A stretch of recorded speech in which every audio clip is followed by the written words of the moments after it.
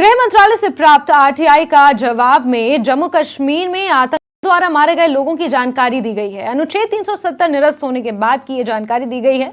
RTI में कहा गया है कि अगस्त 2019 से जुलाई 2022 तक 118 नागरिक मारे गए, जिसमें 5 कश्मीरी पंडित और 16 अन्य समुदाय के लोग शामिल हैं। अनुच्छेद 370 निरस्त होने के बाद ऐसा माना जा रहा है कि आतंकी हताश हैं।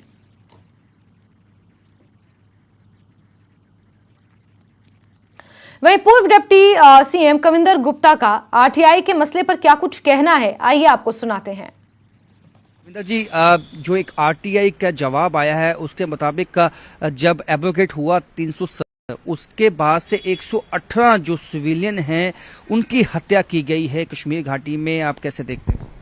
देखिए, ये बात सही है कि एक फ्रस्ट्रेशन धारा 370 के बाद बढ़ी है।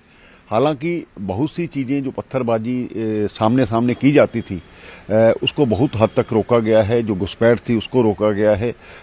जो कुछ ऐसे एलिमेंट्स वहां पर इस प्रकार के हालात बनाते थे उनको भी रोका गया है। लेकिन ठीक है कि इस फ्रस्ट्रेशन के कारण से कहीं ना कहीं से टारगेट किलिंग का जो मामला शुरू हुआ है या सिविलियंस को मारने का सिलसिला शुरू हुआ है, इसके 2-3 कारण रहे। एक तो जब ये कहा गया वोटर लिस्ट में कोई भी नाम दर्ज करा सकता है, तो बाहरी मजदूरों को या वहां पर काम करने वालों को किया गया। इसके अलावा कश्मीरी पंडित को जब बसाने की बात की थी उन पर भी अटैक किया गया।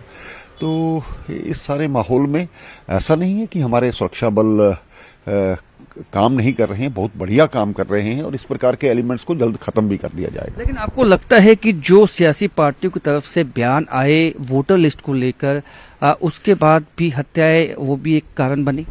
बिल्कुल, उन लोगों ने भड़काना शुरू किया। उनकी मंशा कुछ इस प्रकार सी थी, यहाँ पर अफरा तफरी का माहौल फिर से पैदा हो। तो उस का परिणाम रहा कि पिछले दिनों जो लास्ट में राम बिहारी और इस प्रकार के 2-3 लोगों को भी मारा गया, ये भी इसका कारण है। कश्मीरी पंडितों को वहां वापस बसाने को लेकर अभी भी आपको लगता है कहीं ना कहीं जो कश्मीर सेंट्रिक पार्टीज हैं वो डबल स्टैंडर्ड्स अपनाती हैं?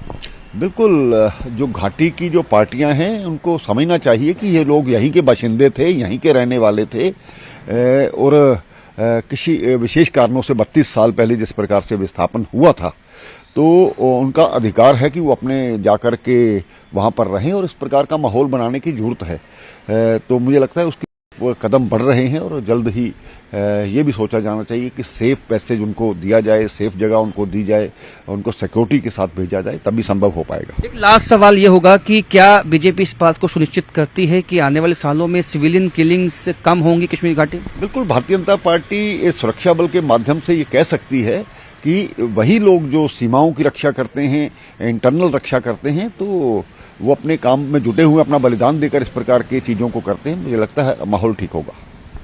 तो लगता है माहौल ठीक होगा, ऐसा कहना है farmer deputy CM Kavinder Gupta का। कैमरामैन आशुक।